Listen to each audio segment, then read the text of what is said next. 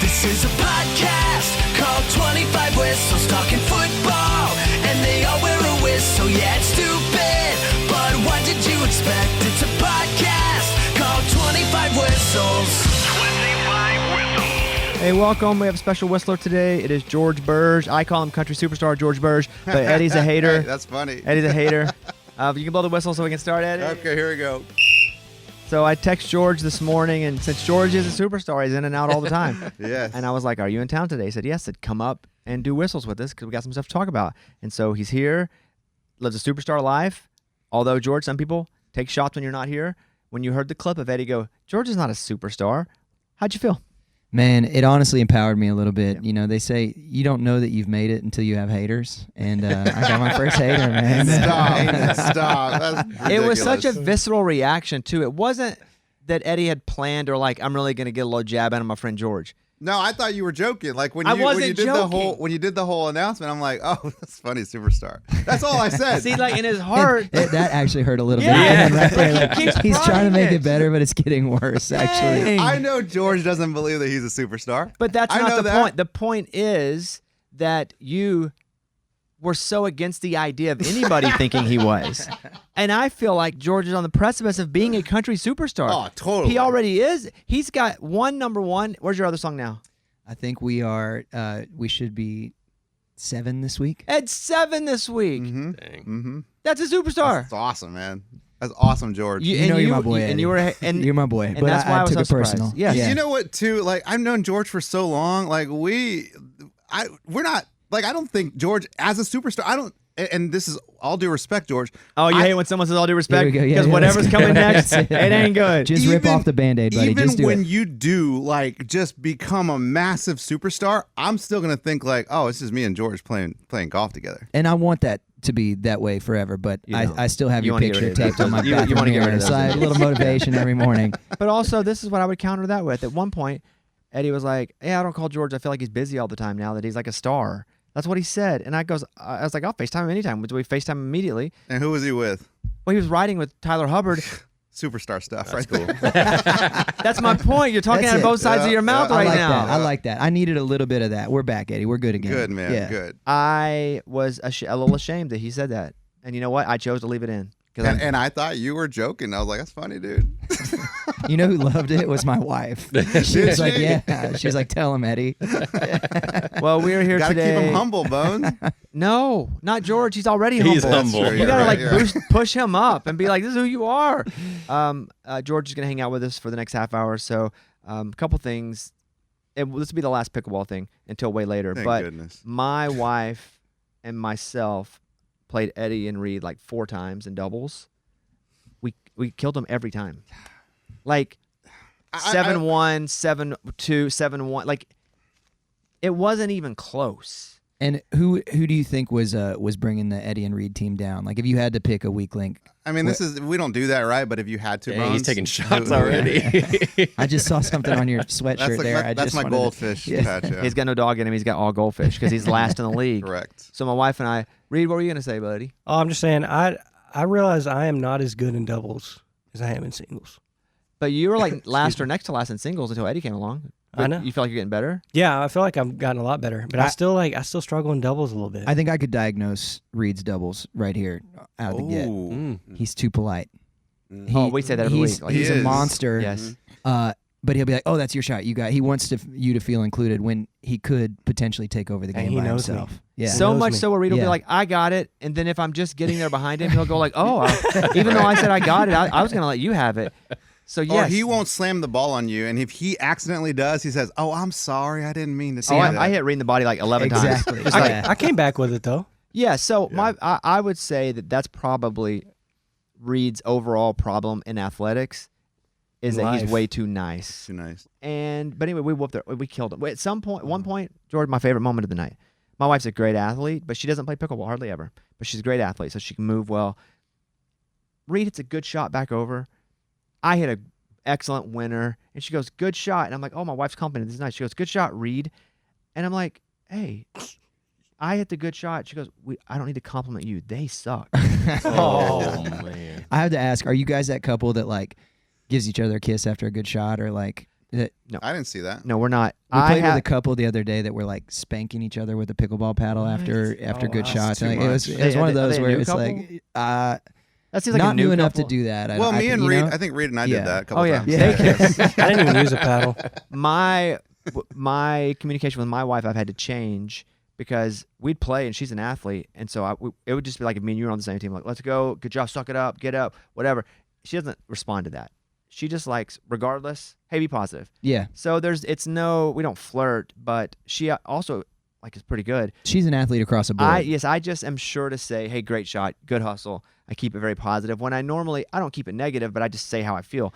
But I've changed that communication because that's how she likes to be communicated to. Yeah, I want to let you know that I too would like to hear that from you when we Tough. play doubles, because That's a I tough have not seen that. But we side hate of you. hate ourselves. That's Like, exactly right. Because George and I played together. We've never lost together, by the way. Yeah. We'll take on all comers. But it's not even a bad. George will be like, I hate myself. I suck so bad. I'm When like, he really does. I'm it. like, okay, man, it's warm-up ball. We'll get him. We'll get him, you're buddy. right. Nobody's even on the court. You're by yourself. Let me ask you two a question, Bobby and George. So do you guys? number 1 and number 2 in the league? Yes, we'll take the. Please. This is Yes. from the Goldfish. Continue, Yes, go on yeah. out there. Goldfish Inquirer, guys. Question here. What do you guys ever play for fun? Like where you just have fun playing? At what? Play what? For Anything, fun? any kind of game. Do you know what's the most fun? Winning. Yeah, good point, George. Right. But do you ever just play for fun? I don't know. Like, say it's like if family there's a game child, night. if there's like a child, Oh, right? Yeah. A young child, I will play because I feel like I need to do something to keep them busy. okay. I don't, even with my kids, I'm not gonna like hurt them, but they're gonna know who the best is. Like if we're shooting hoops Oh, in the sure. driveway with my kids, or if we're playing golf or whatever, like I'm not gonna let them think they can beat dad. They need to know, that if they're gonna beat And that's dad, me they and you gotta earn guys. it. Yeah. So That's we're your exactly. kids. George's kids. Exactly. And You can't and let I us let- win. Yes. I coached Reed to a victory over me. He coached Wait, me, you guys. beat him? He did. Yeah, I beat him. But it was coaching. But so it he didn't didn't matter. I just yell at Reed where to hit it and what he's doing wrong as the points are going, and he Yeah. did it, and he was great. He was really good. And I'm like, move your feet, hit it to the left, go right, and he would do it every time. His hand-eye coordination is so good, but sometimes he just gets sloppy, and sloppy becomes lazy. Buttoned up Reed could be dangerous. But You got about a stamina. 7-foot wingspan Yeah. out there. Yeah. monster. But even a coached win is a win, That's true. I'll take it. of course. And then we played an uncoached, and I whooped his butt. But still, Beat me 7-4. yeah. But a couple of those points, though, I think we know. Okay, hold on then. So does Reed move up the rankings? Is he beat number 1? I mean, he should. That sounds more like an exhibition game. Yeah. I think you may take a little tick up. I'll take a tick. I think you take a little tick up. Take that tick, dude. Yeah. I think you have a lot of potential to be I really wanna good. earn it, you know? But you did earn it. I didn't hit a single ball for you. That's fair. All I was doing was like hit it over here. Now do this, do that, and you did it. It just shows you have the hand-eye coordination. Yeah. And when you don't play sloppy, and you actually care, because he'll just serve it like fault. And you're like, dude, just focus. Eddie does that crap too. What'd I do? Just serve and hit it out. Yeah, but I'm focusing. I just can't hit the ball. I just See, suck. he's a goldfish. Anyway. Reed has a good serve though. Yeah, Reed has a really good serve. Yeah. Okay, pickleball talk over. Thank goodness. George, did Move you on. happen to see Caitlin Clark at the LP or the Pro-Am? I did. playing? Did you happen to see her hit into the crowd? I was did. awesome. I did. Mhm. You hear the guy go like, "Oh, Christ." So, and I think she's generally a good golfer. Her swing is unbelievable, and I've seen a bunch of other shots from her that are incredible. Like, so it just shows, golf is a nerve-wracking game, especially when you have a bunch of people watching you, and when you're trying to swing a club 100 miles an hour and hit it on something the size of a square inch. Sometimes you mess up a little bit. She was playing in the Annika Pro-Am on Wednesday. She was paired with Nelly Corda. She's the one who smokes cigarettes on the course, right? No, not Nelly. Oh, that's not her. That's Who's the one? Charlie Hull. That's who it is. Yeah. No, I knew, Nelly's yeah. serious. I knew it was like a Yeah. dude, one-word dude name. Yeah, Nelly. Okay. Jason Ricard, I don't know who that is, and Dan Towers. But they're there, and so she's up in there. There's a gallery. What do we call it? A gallery at the T-box? Gallery, yeah. And so she hits, and luckily it doesn't hit me in the face. It goes right over the people. It missed by like inches. Yeah. I somebody's head have off. hit someone in the face at a celebrity tournament before. And George is the best. I think George is the best golfer in all of country music. I know there are pros who live here, so I can't say all in Nashville. But I think George is the best golfer in all of country music. He played golf in college. So I'm sure you have many stories where just out of sheer a numbers game. But I played and I was doing it was a par 3 at Pebble Beach, and it's a celebrity tournament.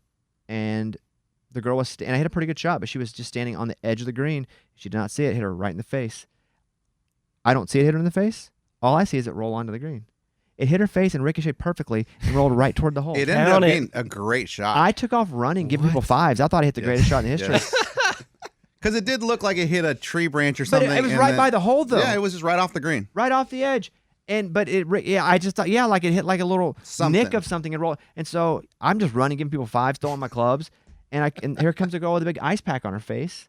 And she's like, I didn't look up. And it hit her right in the face. And that was embarrassing. Ever hit anybody with a ball? I have, and I also am a strong opinion. This is probably not a popular opinion, but I do think that it helps the pros a little bit. You've got a built-in backboard that we, as amateurs, without galleries, when we go play, we don't have. But in the pros, airmail the green, you take it off somebody's head, it's back. You take it off the tent that they build, it's back. You've got a little bit of insurance there. So, They never lose a ball. Yeah, Because you got people looking watch it. for them. Yeah. Yeah. That's a good point. That'd be good for us. Oh, Yeah, great. that'd be- Yeah. But then we played the rule like, but if we're playing the PGA, would we have found it? Yeah, okay. Then, Yeah. no, then it's not, Yeah, it doesn't count. then it's not a drop. Then it's not a drop. So do you have a story of hitting anybody with a ball?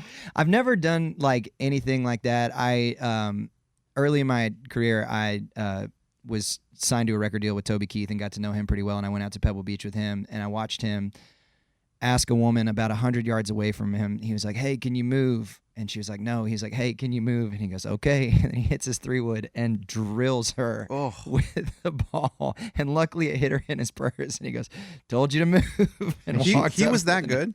I mean, because that's pretty accurate. Yeah. Because He he kind wasn't- of knew. No, she was like 20 yards left of the fairway. It was Got- that was Got it. He knew his tendencies Exactly. more that. Dang. He asked her twice, though. Asked her twice. It wasn't his fault at that point. Yeah. Dang. I mentioned this about Cooper Flagg and Duke. Kevin, did you watch Kentucky and Duke play at all? I did not. I watched the last couple minutes. I got an alert saying the game was close on Apple. So do you get the Apple alerts, guys? No, but that's awesome. I didn't So get that. any game, it's like it's close. A little black thing comes down Apple, and so go over and I watched it. And they went to Cooper Flagg and ISO at the end of the game. He did not hit. They did not win. So whatever. The whole thing to me that sticks out about Cooper Flagg, who practiced with the Olympic team, right? Went to Vegas, Yeah. practiced Yeah, with all yeah. those guys on the Olympic Yeah. team. He's still only 17. I know he's Still baby. only 17. He's not even. It's not just that he's a freshman. He's a reclassified freshman. He would be a senior in high school this year. He finished the game with 26 points, 12 rebounds, 2 blocks. Again, at the end, he had a couple turnovers, got a little ugly. Not even ugly, but he's so semi-dominant. At times, really dominant. But he's 17 years old. It's wild. And he It's- didn't really look it. Like I was watching Dartmouth or something yesterday, and like there's a kid there that looked like he's my 16-year-old's age. Is it getting shorter though? Nah, it's just the face or whatever. But he doesn't look like 17 to me. He's huge. He has a twin brother who's playing at Maine. Mm-hmm. And it's weird when twins don't get the same genetics like that. I feel bad for the less physically blessed, at least right now, twin, because things can change. And and who knows, the other brother may be smarter, Yeah, maybe. Mhm. But it's some twins are just bigger. For example, Kevin Klug, our trainer, his twin brother is just a little bigger than he is. And Kevin Klug played college football. His brother played in the NFL because his brother was 2 inches taller and 20 pounds. That made a difference. Yeah, it's gotta suck being the other one. Because what would probably suck less is if you were just completely different as a twin. Yeah, Meaning you're identical twins, but like Raymundo and his brother, Ray's short and muscular and his brother's tall. Like they weren't going to do the exact same thing. Didn't matter. Their bodies weren't the same. That would probably be the better twin to be than two almost the exact same, and then one is really great and you're good. they're the Lopez twins. You know they. But both so elite. Yeah, I'd say One was they're better, pretty, played longer, but still, Jake Owen has a twin, doesn't he? he does That's have a twin. very different than him too, right? Very different. Yeah. But Jake just chose. I think they chose to do different things. Like knowing Jake's twin brother was like the guy in high school, athlete, and Jake was kind of like he played sports, but he's kind of like the loser music guy, and that flipped. Where as far as the music, well, you aren't a loser anymore. Now you're like the guy. Let me tell you from experience, the flip from being the loser music guy to the cool music guy is the coolest feeling in the world. yeah, I Because I bet. mean, you eat it for a long time in music.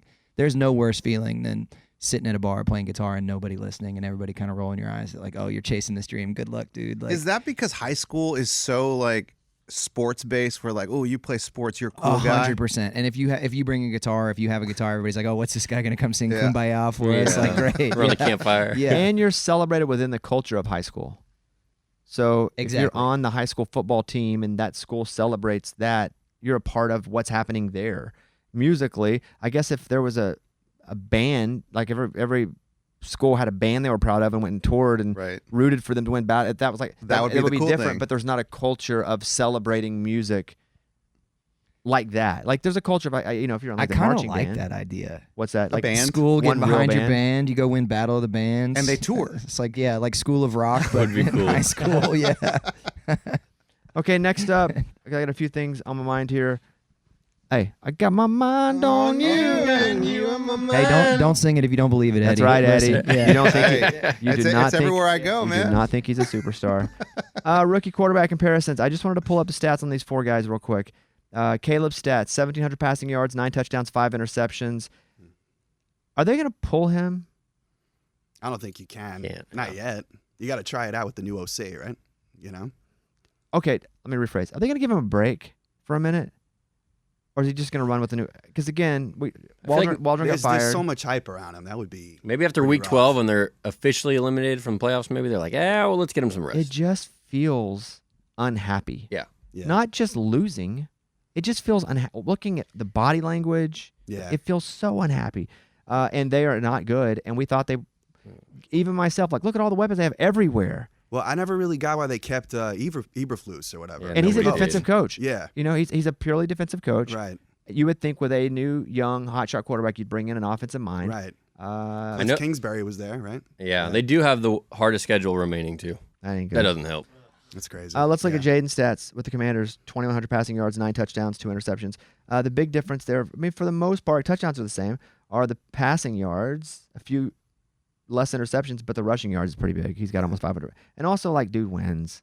Yeah. Like- He was just NFL ready from the get go. Except his body isn't. Yeah. Yeah. He's a Kevin But- Durant. Remember Kevin Durant? He's never going to make it in the NBA. That dude's Yeah, a that's twig. true. That's true. But Yeah. Drake May. Hey, Drake May, dude, I think you might have Your something. boy. I think you so, might have too. something. I think so, too. We're Not- ready. 954. He does not have the accumulation of passing yards because he hasn't played as many games, hasn't started as Right. many games, obviously. 7 touchdowns, 5 interceptions. I would say the worst cast of all three of those, though. Like, he has Absolutely. the least amount of Supporting weapons. Oh, Yes. yeah. Yeah. Yeah. But I think there's something Drake May, and it's pretty cool to see because it's so raw, but you're starting to see now, like, something you feel pretty good about building around. Yeah. It's fun to watch. It's exciting. Hey, Reed, would you hand me that behind my desk in that Yeah, I bag? got you. And then Bo Nix, who has 2,000 passing yards, 10 touchdowns, 6 interceptions. I love Bo Nix. You mean Ferris Shout Bueller? out to Bo Nix. Dude, I love Yeah. Bo Nix. They should have won that game. It'd be 6-5. Bo Nix Yeah, I goes. know. Bo Nix goes so hard in both directions, winning and losing. Right. Like he goes. You can pull it. Yeah, you can pull it out. I brought this in. I'm gonna leave it up here. Oh. This is my. You can pull it. You can pull it. This is my Bo Nix Oh, that's Ooh. pretty. Dang. rookie look at gold. That's chrome. Look at this. This is for my guy here, who if I were gonna take one of these 4 quarterbacks, well, it may not be Bo, but I'm gonna say it's Bo. Anyway. But I think Bo Nix is a baller. Yeah, he's awesome. No fear. That's number 1. But yeah, that's a pretty cool helmet, huh? Yeah. Really cool. With a visor. Yeah, blue visor. Bo Nix signed that. To Bobby and George, my favorite pickleball team. Really? You said that? To Superstar George. He wrote that on. He wrote that on the back. What order, Kevin, do you take them if you have to redraft them? Jaden, Drake. Drake over Caleb. Oh, are you being a homer though? I'm being a homer. But Jaden, Drake, Caleb, Bo. KCU, Jaden, Caleb, Drake, Bo. Eddie. I would go Jaden. I still like Caleb. And I would go Bo Drake. Drake to me hasn't proven anything yet. Yes, there's a lot of hope there, but I don't see it yet. Mm. I'm probably gonna go. Still Caleb, then Jaden, then Bo, then Drake. I think all 4 of these quarterbacks could end up being good, Yeah. which is odd in a class where like all 4 of them hit. We're not gonna we're not getting a chance to see old Michigan boy from playing with the Vikings. McCarthy. Yeah. Till next year. All right, thank you very much. Let's do this. You guys want to build a parlay or no? Are we gonna be up on the Yes. app? We're or going to no? win. Be next week. Not this week. Nope. Oh, Let's do a 3-er then. okay. Okay. We're gonna pick 3 games here.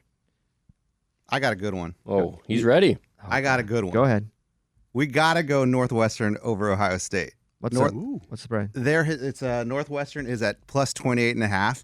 And for some reason, when I've had crazy parlays hit this year, Northwestern's that one team where I'm like, let me chance it with Northwestern. They always come through for me. Dude, this is it. Northwestern it's going to be, I wouldn't say it's going to be a close game, but they're going to safely cover that bet. We're picking based on your.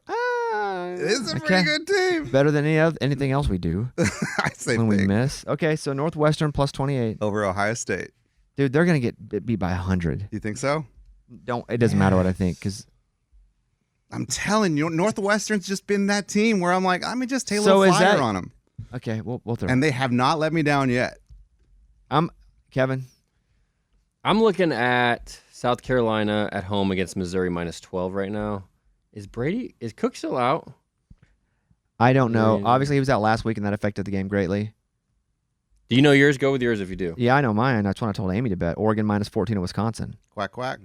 Yeah, like don't mess with Oregon now. They're now good. Yes. What is the Yes. Texas Arkansas spread? Minus this weekend? 13. Oh, he's not half. touching that. I don't even Not talk touching about that that anymore. game. Who do you got, George? Oh, a guest picker? Well, no, he's a Texas fan. That's why- why that's- I went to school there. We're yeah. gonna talk Yeah. about that in a second. Okay. Okay, I'm just going to go with it. South Carolina minus 12. You sure? Yeah. I feel like you just threw that one together. No, it stuck out to me, and So what are we doing? Northwestern plus 28 And a half. and a half. Don't forget it. Oregon minus 14 at Wisconsin. And Kevin, yours is. South Carolina minus 12 at home against Missouri. Wonder what they know about the quarterback situation. Missouri's not very good.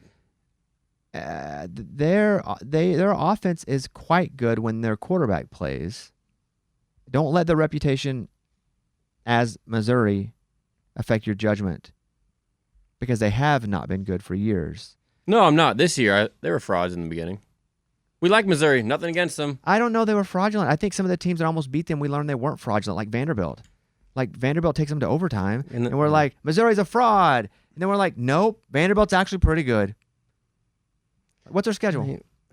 I'm not fighting for Missouri. In no way am I fighting for Missouri. I know, but South Carolina just smoked Vanderbilt on the road. South Carolina's really good, though. South Carolina, Yeah. like the week before that, South Carolina beat.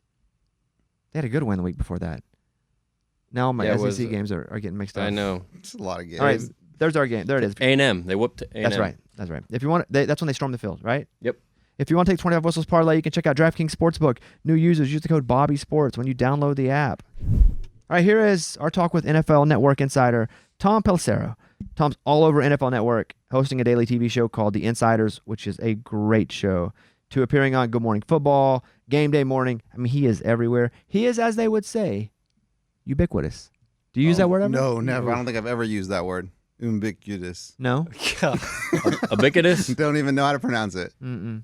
Do you, George? That would be a first for me to use. Really? Yeah, ubiquitous? No. I did not think it was a word that no one used. Say the word one more time. Ubiquitous? Yeah. You should look it up then because you'll always remember what it means. The only reason I even know it and use it is one time somebody called me that a few years ago in an article, and I was like, F them. Should and I then be I realized offended? I shouldn't have been mad. You didn't know what it meant? Yeah, I realized, well, then I guess I shouldn't have been mad at That's that. funny. Okay, what? Yeah, how do you spell that? U B I forgot where we are. there you go. It pulled up. It pulled up. Oh yeah, I'd have started with an E. Ubiquitous. And It it started with an E means- too. Ubiquitous. Present. Ubiquitous. It's like everywhere. Like And he still spelled it wrong. commonly, yes, yes. It's present, appearing, and being around everywhere. Exactly. Like you're just kind of everywhere. I'm And the article ubiquitous. was like Bobby Bones is everywhere. It's on TV, but it was like Bobby Bones ubiquitous. I'm like F you, whatever that means. I'm not that. And it's like, Son of oh, it means I'm just kind of living in some areas. That's funny. Yeah, Tom Pelissero, he is ubiquitous. He's everywhere. Tom is very dialed in. Follow him at Tom Pelissero. Here he is. As we said 18 times, Tom Pelissero. Yeah, talk a bit about the Colts and talk about what's happening over there.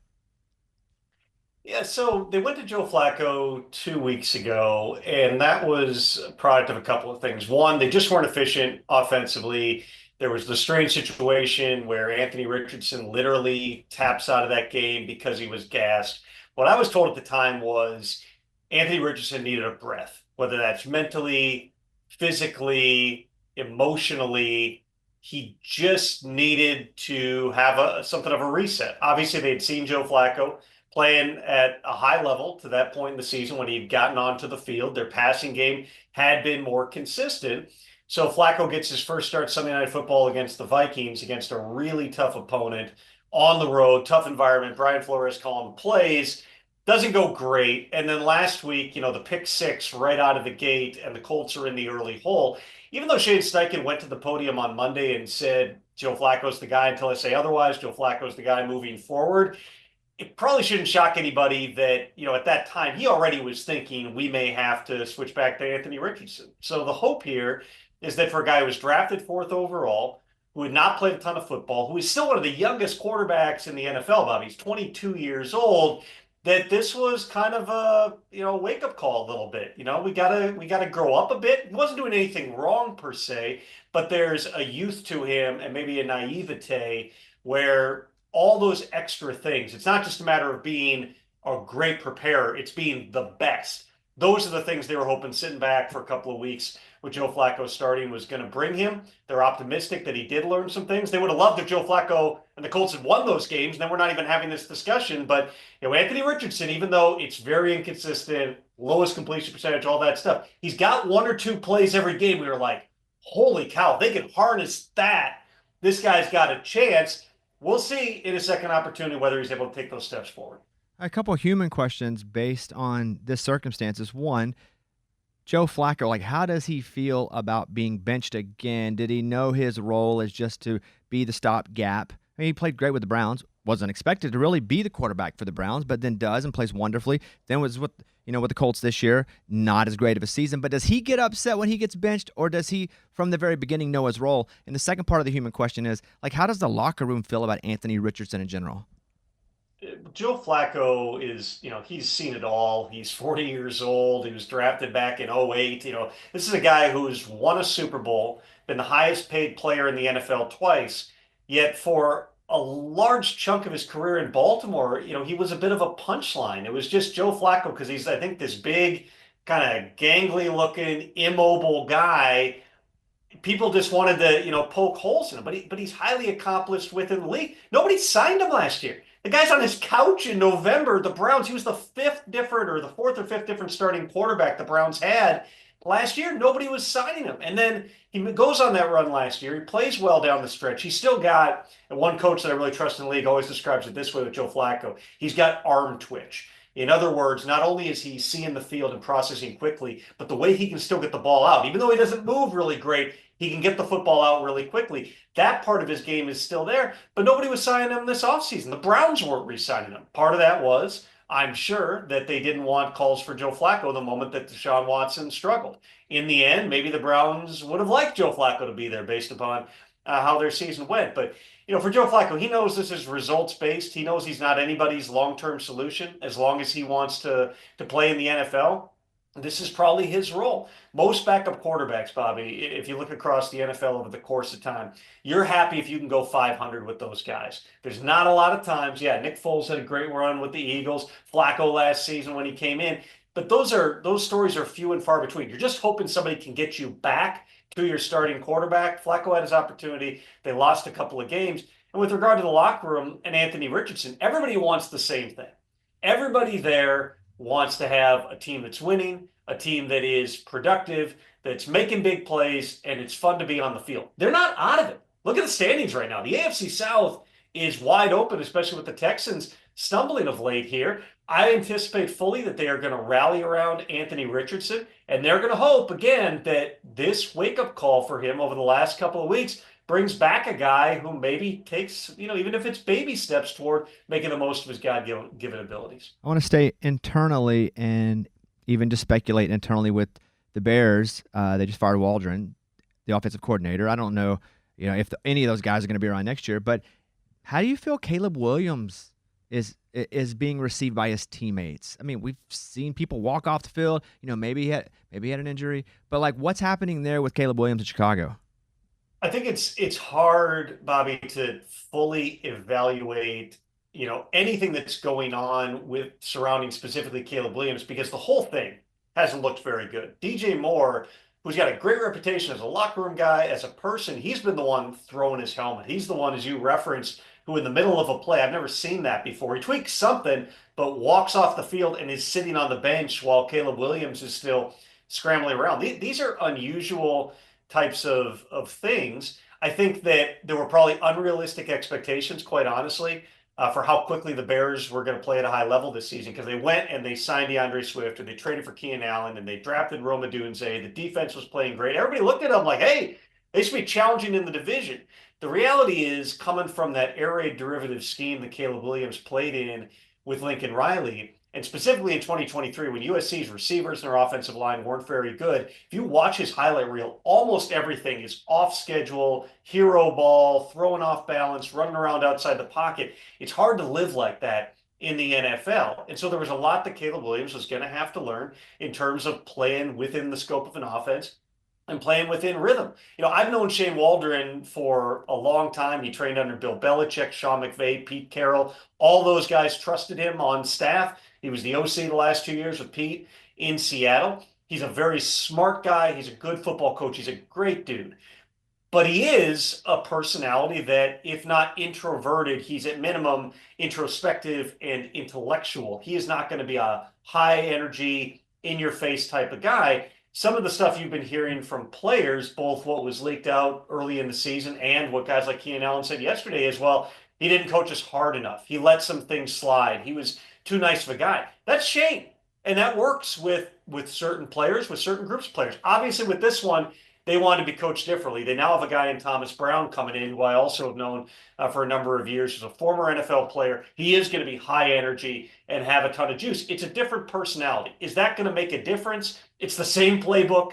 It's the same players on the field. Sometimes, at least short term, there's a placebo effect, and people can feel like, well, this is different. This gives us a chance here. But in terms of the big picture, you nailed it. What happens these last 8 games is certainly going to influence where things go from here for the Bears coaching staff, for the Bears organization. The one thing that I can sit here and confidently tell you is the Bears believe in Caleb Williams. They want Caleb Williams to be the guy. They're trying to build a stadium. Caleb is a big piece of that. They've got to get this thing right, and they'll continue to tweak things until they do that. I was watching Aaron Rodgers, I guess, after practice yesterday, and they had asked him, "Hey, do you want to come back?" And he's like, "Yeah, I think I do." Well, whatever his little answer was there. Like, do we believe he will come back? Do we believe he even thinks he's going to come back, or is he just doing like Aaron Rodgers' extension of care about me content?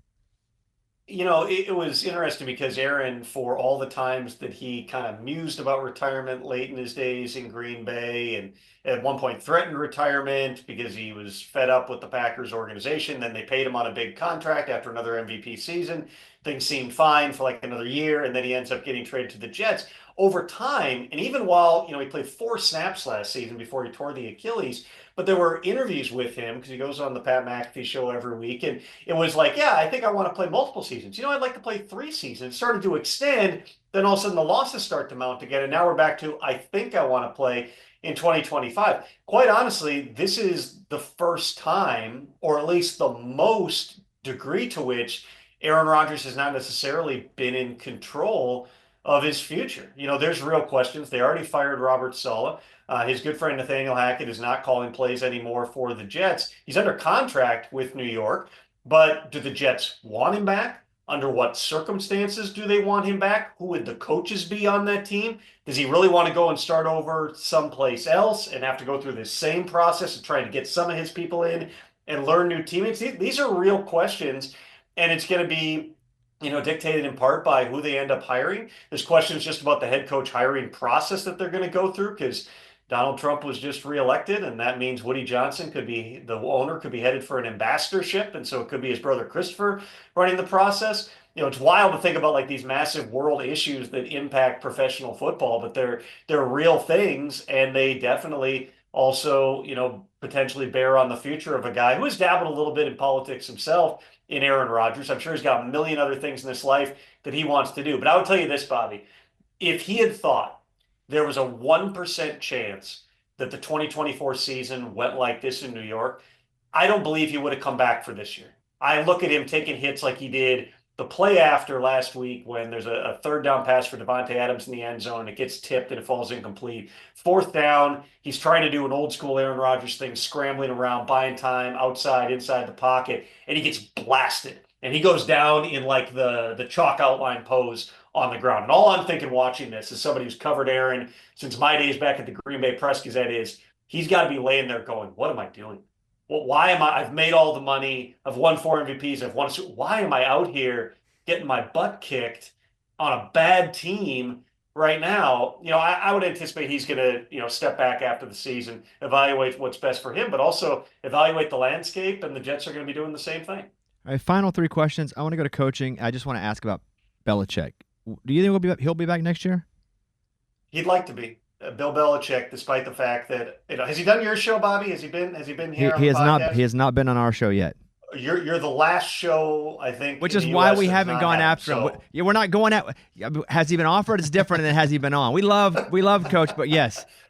I'm just saying he's everywhere in the media game, but I can tell you he is doing things on a daily basis all the time to prepare to return. He is staying up to speed on game tape. He's staying up to speed on staffing. He's talking to people. He's evaluating potential coaching openings. He intends to be back. What'll be interesting to see with Belichick is what opportunities present themselves and are they the ones that he would want? He's going to be selective. He's not going to go to a total teardown rebuild with no resources, no quarterback. I don't know that he really would want to go, to the West Coast even, just based on, where he's at in his life and where his family's located. One of his sons is obviously out at the University of Washington, but a lot of his family's on the East Coast.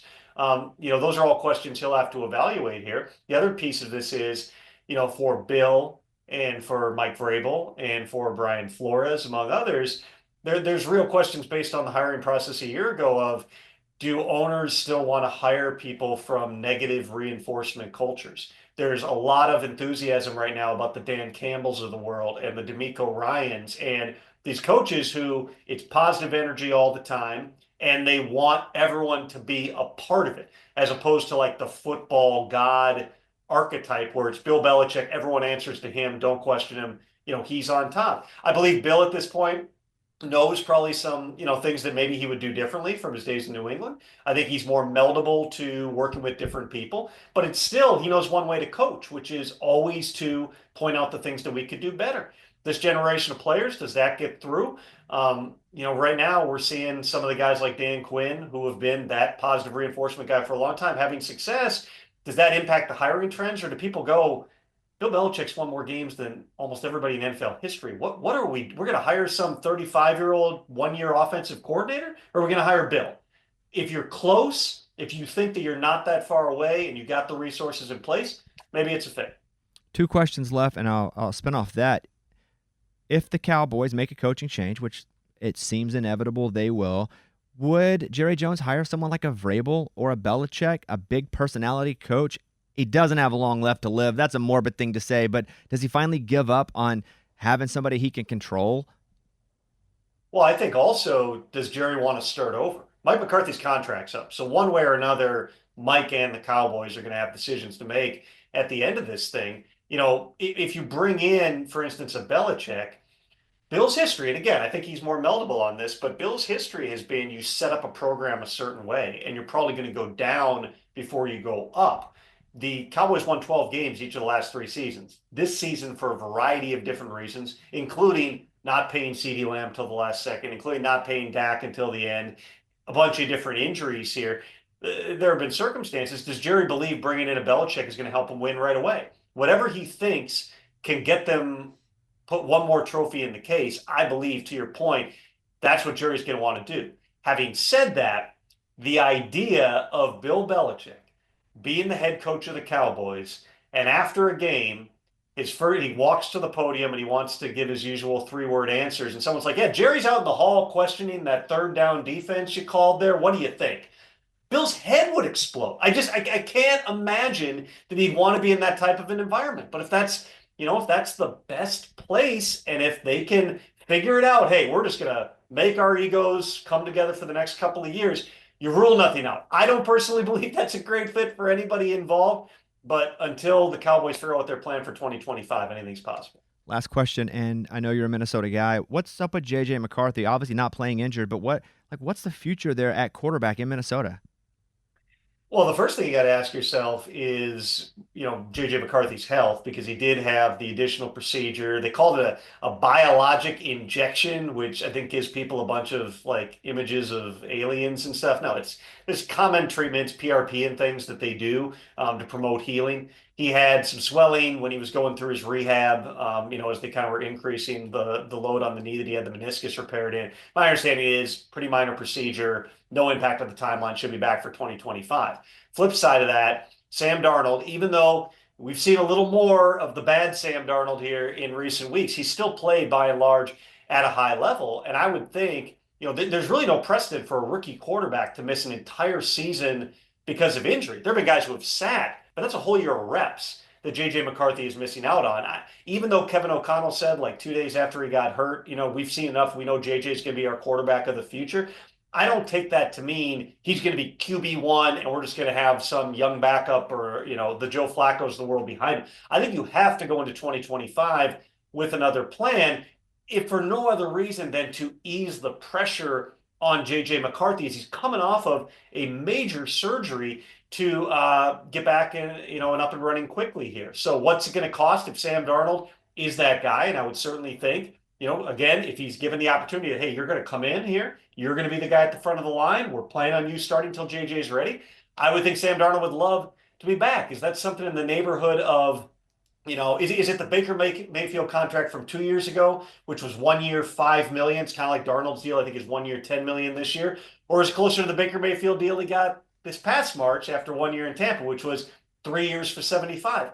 It's probably the latter. There's not enough quarterbacks in the league. Are the Vikings willing to spend that type of money to bring Darnold back? I would certainly think that they have a plan for it. J.J. McCarthy is the future in Minnesota. Does that future mean week 1 of 2025? TBD. We were talking about before you came on how good a job you do on NFL Network. You guys do a great job on that show. So congratulations on that. You do an awesome filling in for Rich Eisen when he's gone. Like, you're like the only guest host on any podcast I listen to that I will actually listen to. Mostly I'm like, I listen to a podcast for the person, but when you're on, you kill it. And you guys, we'll put his social handles down in the notes as well. Tom, thank you for the time, man. I'm a massive fan. You know more than anybody else, period, in football, and we're so happy you spent some time with us, man. Thank you. Well, Bobby, next time you're making an album or a TV show or writing a book or one of your many other projects, you need to fill in on the Bobby Bones podcast. It's you. You know who to come to. It is you. All right, Tom, see you, buddy. All right, couple things. Let's talk about the Jake Paul-Mike Tyson fight. One, what's our level of caring? George Birge, 10 means you wouldn't miss it for anything in the world. 1 means, huh? Tyson, Paul, how much do you care? I am excited. I've been watching. I actually spent an hour when I should have been going to bed watching Mike Tyson hype videos last night of his new training routine. Oh, so the new ones. Yeah, so he's moving really well for a, what is he, 56-year-old, something like that? Yeah, 56, 58 maybe. He's up there, but I mean, the sound the bag makes when that fist hits it is, I mean, you take one shot and you're gone. Really? Now, the thing that's taking my interest level down a little bit is it sounds that there's some kind of kitschy rules in there. The gloves are a little softer, 2 ounces. The rounds are, instead of 3-minute rounds, are 2-minute rounds. Okay. What I like about it, though, because you're right, they did soften it a bit to make it not feel like a boring boxing match that we're going to see on Showtime if we happen to go across Showtime from 2 guys we never heard of. In the middle of the night. Yeah, because that's kind of the only time I ever see boxing anymore. Right, yeah. Is that it does count on your record. Because at first it wasn't counting, and people were like, we don't care because you're going to throw it, fix it, make it entertainment because it's pure. It might as well be WWE if it doesn't count. But it does, they've said it does count on your record. And because of that, that interests me a bit. Sure. I think the other cool thing is, and I might be wrong, but I don't think he's ever boxed anybody with the hitting power of Tyson. So, he's been able to kind of get inside, keep his hands up, and kind of just crowd the other boxer every match so far and kind of just wear people out. He does a lot of hugging in there, and I think Tyson has enough power where, he throws a couple shots and can kind of knock him on his heels. And it'd be fun to see him not get knocked out. I'll say that. It would be fun. Oh, yeah. It'd be fun to see either. The best scenario would be Paul to get knocked out. Mm-hmm. Yeah. The second best scenario would be to see Mike Tyson get knocked out because you just know they were trying then. Yeah. And which is also, I mean, he's huge. Jake Paul has gotten Oh, he's a monster. giant. He's yeah, jacked. yeah. And I don't want Mike Tyson to get knocked out, but if that happens, then you know they were really trying. Yeah. Right. Otherwise, they're brother-in-law each other. I just don't want to see the Mayweather fight over again. You know what I mean? Yeah. That was Yeah. I Did think Paul we all fight felt Mayweather? Big letdown. yeah, and we all kind of felt like we wasted our time watching that. It was just Or the Pacquiao. Did he Mayweather, that also was- Yeah, fight Mayweather, McGregor? too. Who did McGregor fight? Mayweather. Mayweather. Okay. They boxed. He boxed him. Right. He would try Yeah. to hammer fist him and everything. which honestly I felt like was pretty noble of McGregor to get out of his comfort zone Yeah. and do and Noble, he wanted held his money. own like pretty Cool. respectively. Yeah. Yeah.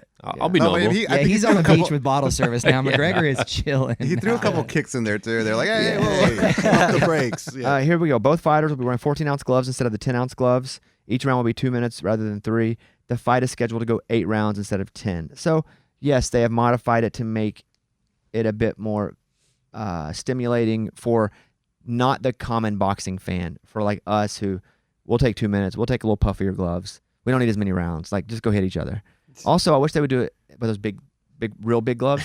Like one Sock 'em round. boppers? Yeah, like round 5, those gigantic are- gloves. That'd be awesome. Yeah, but like randomly they draw one number. Which round this is the round they put on those gloves. Hulk hands. Yeah, yes, that kind of thing. That would be awesome. Do we think? And let's just go around the room. Do you think it will be a legitimate fight? Meaning they're both going to try as hard as they can. George? I don't think that Tyson is training like he is to not go in there and mail it in. I think he's going in there with the goal of knocking him out. Kevin? No, I don't think it will be. I think we've seen this too many times in the last decade. I'm like, I'm not falling for this one. I can't do it, man. I'm That's hook, funny. line, and I can't sinker. afford Yeah. anymore. They have conditioned us to not believe Sure. it. I mean, they've conditioned because they've done so many right. like weird things. Casey? I agree with George that I think Tyson is putting a lot of work in. That at least he's taking it seriously. I don't know about Jake You're Paul, talking about a but- guy that bit another dude's ear Right, off. Like it's right. not like he has a governor. I was Exactly. watching him talk, and he was like, "I don't like who I have to turn into when I train. I try to not be that guy, but the whole time I was trying not to be that guy, and I'm training, but now I'm that guy, and I don't like me." Yes. You guys see that? You guys see that He's clip? scared of himself. Yeah, Yeah, it's he's like, incredible. I never wanted to be. terrifying. I never wanted to even be me, and I am. Reed? I unfortunately think it's going to be a situation where Jake's going to barely win it at the end, and Mike's going to just pass the crown. I don't think Mike would go into it knowing that he would get knocked out or that it would just be an insane fight to where Jake wins. But I think You think it's already going to be in their mind? They know the ending. so. Do you think if it's a real sanctioned fight? So I don't know who the judges are. Mm. But the fact that it's actually sanctioned makes me feel like they can't cheat that much openly or like ruin the credibility of the people. But even in like the real fights, it seems like they're cheating. Like it's a sport That's where. true. I have a question. What does Mike's bank account look like? Does he need the money, or So- is it like? Here's why I would like to give a semi-educated answer on that. What do you guys think first? I think he could use it. He can use some money. Yeah. Maybe the funds are a little low. But what does that mean? Like he only has some millions, or he's broke? Only some millions and would Yeah. like some more. That would be my guess. I know that they paid him what was rumored to be $20,000 to come here to do a signing at a sports card thing where he came for the day and signed, and like he flew here to do, and that I thought that was extremely low. Yeah, 20 grand. Yeah, I would say that's Because he Mike Tyson. came, Yeah. he didn't fly private. He flew. They paid for his flight. He flies over, stays in a hotel, signs for 20, and that's a lot of money. But I'm saying for him, so if he's gonna do that, I would think he does not have a humongous nest egg. That he's like, I'm rich, I'm good Wow. either way. He's not poor. I'm not saying he's poor, but I would have thought for like the Tyson that as legendary as he is, it's like $100,000 to get him to go anywhere. Yeah. Yeah, But he flew commercial, made 20 grand, that's very interesting. and that's the only reason I feel the way that I do. Have At the they end of the revealed day, the though, money for this fight? I don't know. Would you Google that? trying Says to he look was at paid her. around $20 million. Who was? Mike Tyson was paid around For $20 this? million, and at one point he had a net worth of $400 million. Then he went broke, He all the way broke. and Took he's care of worth his about money. $10 million now. 10 was going to be my guess. Yeah. Is he still getting Really? paid from Hangover? Probably those little checks. Little residuals. I get little residuals from Band Slams. I'm sure he gets residuals Hey, from great Hangover. movie, by the way, man. Yeah, thank you very much. I Yeah, appreciate yeah. that. Okay. Championship odds, NCAA football, number 1, Ohio State. Number 2, Oregon. They'll have to play each other, most likely. If Ohio State beats Indiana, they'll play each other again in the championship game, right? Mm-hmm. It'd be awesome if Indiana beat Ohio State. I have a bad feeling that Indiana is about to have to learn a quick lesson in, hey, that's cute, Right. but I want them to beat Ohio State. That's not this week anyway. It's next week, right? Next week, yeah. Yes. Right. And I mean, Ohio State has to get through Northwestern first. Just saying. by less than 28 and a half. This week. Texas at 3, Georgia at 4, Ole Miss and Alabama both at 5 plus 1,000. I mean, my money's on Alabama. It was before this last win. My money's on Alabama. What's going to be crazy is if Georgia misses, and like Georgia's going to be a better team than Notre Dame has an ugly loss. That Northern Illinois loss is the ugliest of anybody that's even in consideration to be in the college football playoff. Yeah. That's an ugly loss. At home, too. That's the worst loss. Georgia is easily better than Notre Dame, Indiana, Miami, Clemson, SMU. They're better than almost everybody quickly without even there being consideration. And they may miss the playoff. That's wild. That's wild. I will say That this. doesn't even make sense. I also love the playoff. Like they were like old school, like we hate the playoff. It's gonna make it. It's amazing. There's so many games that matter now. Like in the grand scheme of winning a national championship, it's the greatest thing. But what's crazy is people are still going to be upset even though they're 12. But it's so much easier to be 13, upset about 13 and 14 than 3 and 4. Sure. Right, because there's a real fight at 3 and 4. Especially last year with Yes, FSU. most and years. that Just game. makes so many more games Yeah. that matter, which is so much fun to watch. And Yeah, if you're totally. 13th or 14th, buddy, that's on you. Right. They're Like still that gonna means get you out. lost some a couple chances games. now, Yeah, that yeah. means you lost a couple. Right. You could have lost one game and had an equal record and not been the two team. Last year is so much. It's made football so much better. Okay. Anything else I want to do here? Mike, do we need to go to one more break? Yeah, let's go to one more. Okay, one more break. You want me to pull? No, that's bracket? okay. Okay. I feel good about it. All right, and let me know when you're good, Mike. And good. We can talk about the Arkansas-Texas game. I have no expectation, George. So, I'm in life generally. Oh my. No, I'm sad. Why? It sucks. Hey, I get you. I get No, it. I hate it. It sucks. Are you going or no? I wasn't. But you are now. I might. I hate losing. I hate losing to Texas. I hate losing to Texas and then being trapped and can't get out because it takes forever to get out of that place because there's no roads. So then you're just like laying in your own stew. It's like you peed in the bathtub with your bath water and then someone's holding you in there and You you're like, gotta well, stay in there? guess I got to stay in this peed bath water. That's a terrible analogy. Have you done that before? Dude, it's a hypothetical that just came That was a out. very vivid description. Yeah. I hate Texas. Hate everything about the school. I wish they would disappear. I wish they'd break it up and send it to the other Oh schools. my goodness. I said that. Mm-hmm. It's out of respect though, because Texas has more money. They win more than us. Their colors aren't cooler, but they do have their own color that they own, and that's pretty cool. But I was not going to go because I didn't want to just go and take the beating. Man, I think we might do it.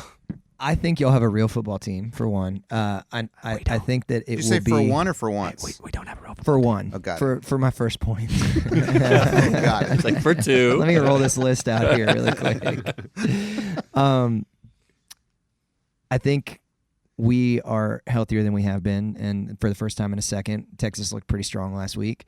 I think it's going to be a football game. I do think it will be not a blowaway either way, and it'll be exciting to watch. The last time we played you guys, like 2 years, 3 years ago, I was there. It was awesome. We stormed the field after. I didn't. I was up in the suite. Don't worry about me. I forgot. Well, Can't you're remember. older now. Yeah. You're older. Black that out. No, that was 3 years ago. It was like maybe 2 years ago. I don't know. Got it. Yeah, I was up in the suite. It was awesome. And then you guys ended up not having a great year. It was his first year coaching. So you guys won like 6-6 that year. Sark's been really good for the program. It's been cool to see him turn around It's been everything great. there. Like, yeah, because I mean, you talk about Texas You got having the tournament last year with 4 teams. You talk about Texas having money and a brand and everything. I mean, we could do whatever we wanted, but we could not win. I mean, that was a 10-year stretch where we were just head coach after head coach, seasons that were not up to Texas standards. So to see him turn that program all the way around, yeah, it's exciting to be a Longhorn fan again. I hope you lose so bad. But I hope that is there a team that you just want to get beat by whomever they play? Like, who is that team? For me, Texas it's Tech, Okay, for me. You Texas hate Tech? That when they throw the tortillas on the fields after they That's win, annoying. and when they killed our national championship hopes with Crabtree, Crabtree that catch? was Yeah. was Wow. Halloween. that was hurt crazy. and then to watch the tortillas and all, I mean, it hurt. Dude, Yeah. that was such a. I mean, So that's I me being remember salty, vividly, but it's yes. Texas Tech. Yeah. Dude, that Crabtree catch, like at the sideline, Yeah. and then oh my That was god, nuts. And then it was in Lubbock, Yeah. and then they went berserk. And Yeah. so did I, because I rooted against Texas for everything. You jumped on cars too. Yeah, alone. Minus Bobby's Texas. got tortillas just ready to go. Minus Texas, obviously. Kevin, who's yours? Mine's going to be USC. Growing up in Southern California when they were good in the early 2000s, couldn't stand their fans, couldn't stand hearing about them. Same thing as you, kind of with Texas, where they were always winning, always on top, and it just got annoying. I would even put for a long time the Cardinals baseball team up there because I'm such a Cubs fan. But then I became an adult, and then you realize in professional sports, you just kind of go where they'll pay you. Now it's that way in college too, but there's something about there's still like a little bit of romance about college, and they're going to school and they have books, you know. Yeah. So Eddie, you? Yeah, I'm not jumping on your bandwagon, but I'm going to go Texas too, but for a whole other reason. Because when I worked right next to the stadium, they'd pee on my tires. All the tailgaters, they'd get drunk and they'd pee on my tires. I had to tell them, hey, stop peeing there. Hated that crap. That might have been me once. Before I knew George. Reed? I think just LSU, mainly for my dad, and my dad hated LSU fans. I just feel like the LSU fans are so obnoxious in the sense that they're the type of people that would go to an NFL game and wear LSU jerseys That's funny. Good point. because they're just gonna cake everything they have, their house, their walls with LSU stuff. The cars. Literally. That's true. That's true. Got to respect a super fan, Yep. because if you're gonna hate them, you're only hating them because you respect them. I feel like I see a lot of Roll Tide, especially around Nashville. Here and the more they There's win. a lot of bandwagon Roll Tide. I gotta say, people that saw Alabama winning for years and years and kind of just maybe didn't go to school there, maybe didn't even grow up in Alabama, but they wanted to be a part of a winning program. With that's my issue with Bama is there's so much bandwagon Roll Tide. In my a little opinion. bit of bandwagon. Tennessee. Uh-oh. A little bit. I know one. A little bit of. Nope. Day A one. little bit. Yeah. Day one over here. Casey, who do you hate? Well, Cuse is more of a basketball school, so North Carolina is the team that we don't like. NFL wise? The Pats. Yeah. Yeah. I would too if I were you. Yeah. Yeah. Yo, yeah. If I were the Jets Yeah. or the Giant, any of the Northeast teams, I would freaking hate you guys just for all the winning you did. Yeah. But mostly the Jets. Yeah. Yeah. Yeah, that sucks. That's fair. Because you It's guys. rough, man. Yeah. I think some of the Pats hate has gone away with kind of the fall from grace too. Yeah, It oh, has. yeah, They no, hated a nobody little. hates That's why a I was loser. I was a little reluctant Yeah. to say 'cause it's Yeah. a little different now. Why would we hate Yeah. a loser? There's nothing to hate. Right. Well, I They're never gone. hated the Chiefs until the last 3 years. Right. Yeah. You just get annoyed by them. Yeah. Because they win all the time. they But get all although the I don't hate calls, the right? Chiefs, I didn't hate the Patriots. I rooted for the Patriots. I You wasn't did? I wasn't a fan. But yeah, I like dynasties because they're rare. And I thought it was so cool that we would see something. I love consistency. It doesn't matter what it's in. And we were seeing consistency in just winning. Got lucky to see LeBron. Got lucky to see Jordan. Got lucky to see the Patriots. There were a few of those. We didn't really get to see the Lakers do that. That was kind of we were too young for that. But Shaq and Kobe. You talking This about? is there- no, I'm talking about winning all the Oh. championships. Do you say the like, I'm Patriots? talking about like the Celtics and Lakers Magic against and each other. stuff. You say the Patriots or Tom Brady? The Patriots. Okay. Eddie, this is helping me kind of understand your attitude towards me lately as well. Oh boy. So- Oh boy. Hey, as a He Cowboys sees a dynasty, and he is as a upset. Cowboys fan, George, like who do you hate? Man, I would say probably the Eagles was always a tough one for us. Their fans love to rub our noses in it. Oh, they're brutal fans. Yeah, Commanders are tough for us too. Yeah. What about the Niners? Never really had a problem with the Niners. Really? Yeah. He's too young to see the Super Bowls. You know, the NFC Championship games. You know, he missed those. It's a while back. All right, I think we're done here. Good luck to all your teams. Casey, you're done. I'm done. Yeah, the Yeah, Jets are but done. but the Jets are going to win this game just to screw over the draft order thing because that's like kind of how they roll. You know Eddie- what I mean? Bones, you don't think the Cowboys are done? I do now. Yeah, when we're done, right? Like, Oh, yeah. I thought if you could This win, week was if so you could win brutal. last week, I thought. I was thinking Cooper Rush would be a little better. Honestly, I he thought so, was too. not. It was hard to watch. yeah, Yeah. just based on the year before. Was it the year before he won? Yeah. 2 years. And now, no, now last they're year. blaming it on Last the year. sunlight in the stadium too. Yeah, me too. That's why I suck. but you know they're the Monday night game this week, and it's like, great, my Monday's wasted now. Battle of Texas, yeah. right? Do you want them to play Trey Lance? Yeah, sure. Let's Are see, you want let's them start to lose? him. Let's Yeah. see what he can do as Yeah. a starter. I would love that. I agree. But are you doing that so you can see what he can do, or are you doing that because you know what he can do and you'd rather just lose and get a better draft pick? No. I want to see what he can do because I mean he does have a different game than Dak. Dak can't run the ball. So Trey Lance with the little weak offensive line that we have, he could make something out of it, and I'd like to see it if that's even possible. I guess. And Trey Lance can't throw the ball. So, like, if you combine their powers, you'd have an That'd be actual awesome. quarterback worth $50 million a year. Yeah. Look at that. Yeah. Look at that. You guys follow George. Is it just at George Birge? At George Birge. We'll put it in the notes. Where are you going today? I Or am tomorrow? headed out to. We're taking the bus out tonight, but we're headed out just around Chicago. Yeah, Playing shows? playing Or a little just- private show out there. Yeah. See, hey. I love it. Yeah. I love Hate it. it. No, you don't love it. You hate it. Superstars Yeah. do Yes, that. superstars play private shows. You know who doesn't get asked to do private shows? Not superstars. Like us. Normies. We don't. Normies don't get asked to do that. You know who does? Superstars. Right. Congratulations, George. Thank you for being on with us. You guys go follow George. And I hope Arkansas beats Texas.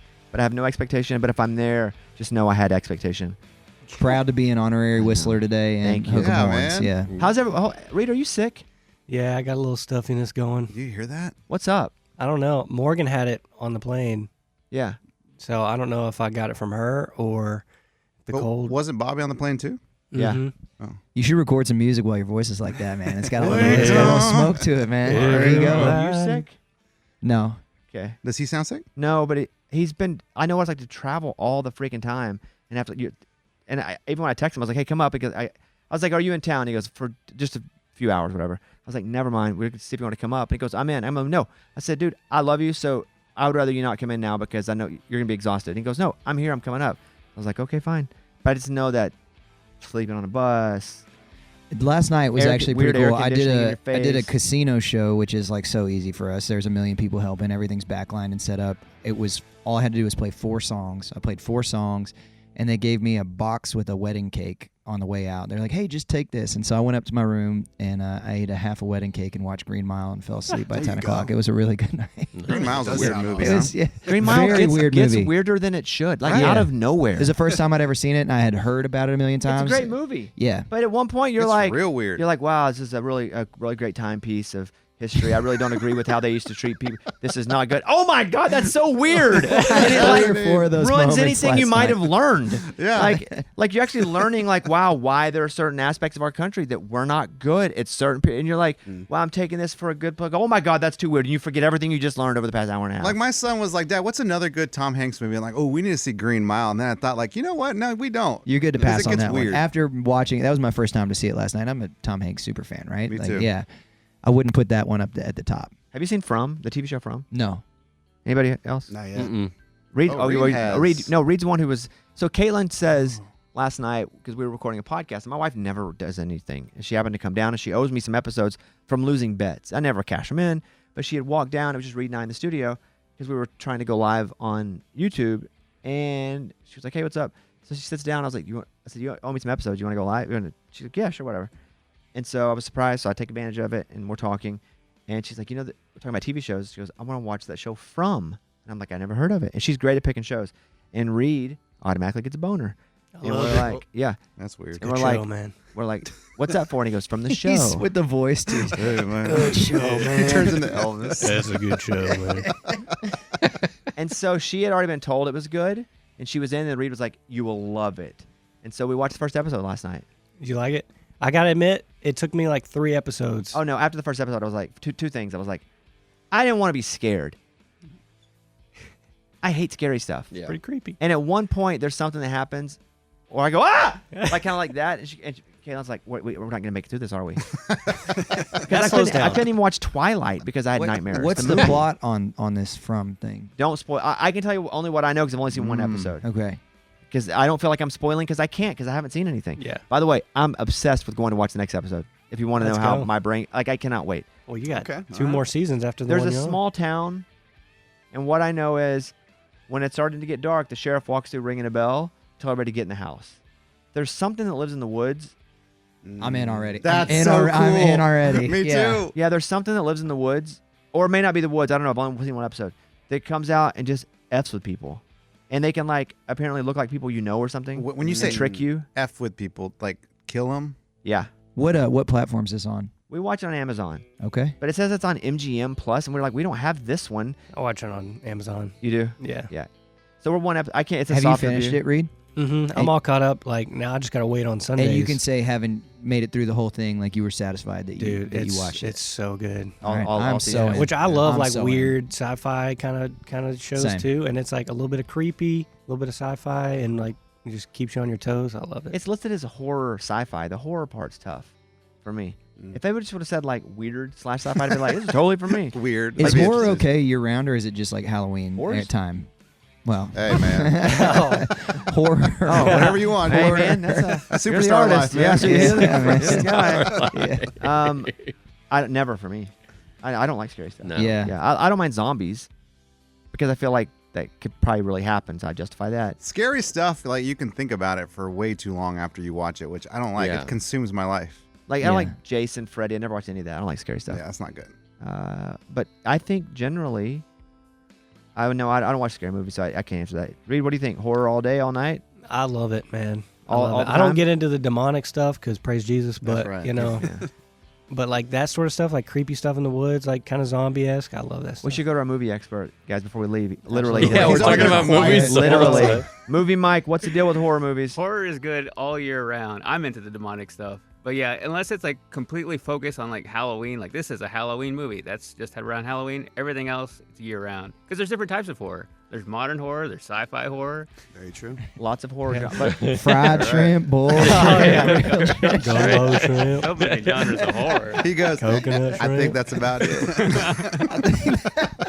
raining up, raining sideways. All right, thank you guys. Betty, blow the whistle. You got it. We'll Here see we you guys go. next week. Bye, everybody.